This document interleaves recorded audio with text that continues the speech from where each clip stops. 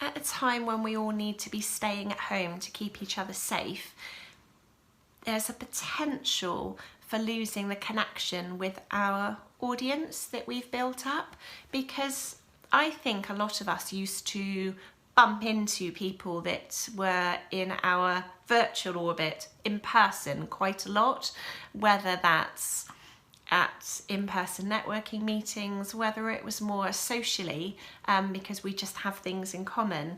There's probably a lot of opportunities where we'd be kind of rubbing shoulders with those that knew us, you know, in real life as much as they did online. And they may have been clients or future clients, etc. Right now, we don't have that ability. So clearly the option we have is to show up online. And that can be really difficult at a time when we all feel uncertain and wobbly. You know, no one's pretending that it's easy. And if anyone is, well, they're not likely to be one of my best mates.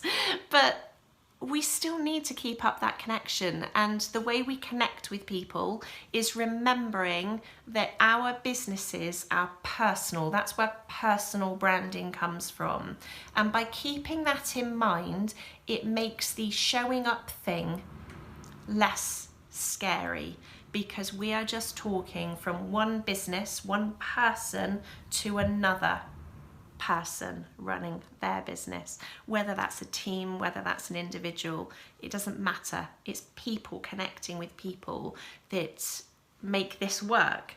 You know, there are so many photographers out there, and the people that choose me for me, rather than any other reason. You know, it's a combination of factors. Yes, they will be into my photography.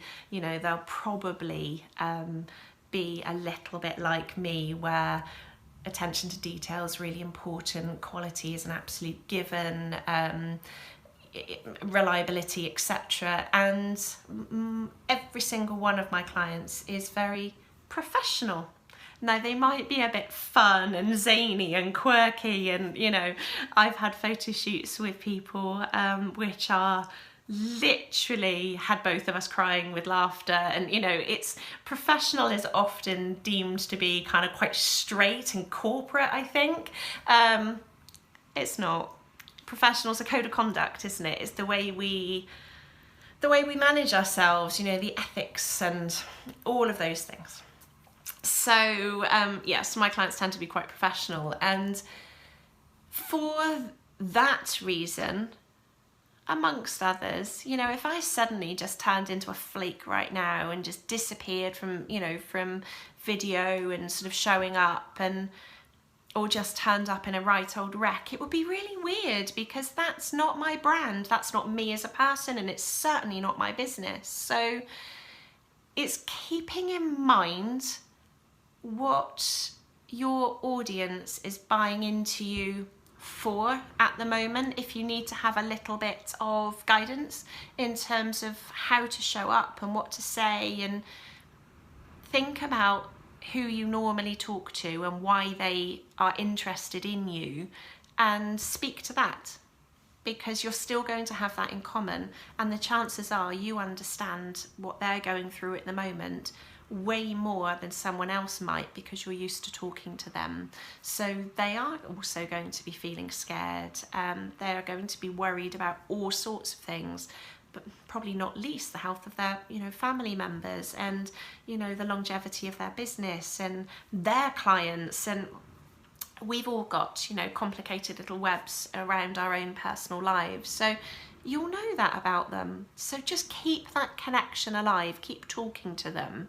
And that will give you a footing in terms of how you can help if you keep that dialogue going. So have a think about that when you're wondering what to say next in times where nobody wants to be banging on about the pandemic all the time. Like, seriously, there's nothing any of us can do about that. But there are elements that we can control, and that is how we represent our business at this time. So have a think about that and see if it gives you any ideas. And if not, I'm here. You know, you can book in an inquiry call with me. They're free, they're no obligation, and we can kick some ideas around. but they are on an evening at the moment because I am one of the, oh, my child's now at home for potentially 6 months, mummies. So, you know, yeah, schedules need to be flexible. Speak soon.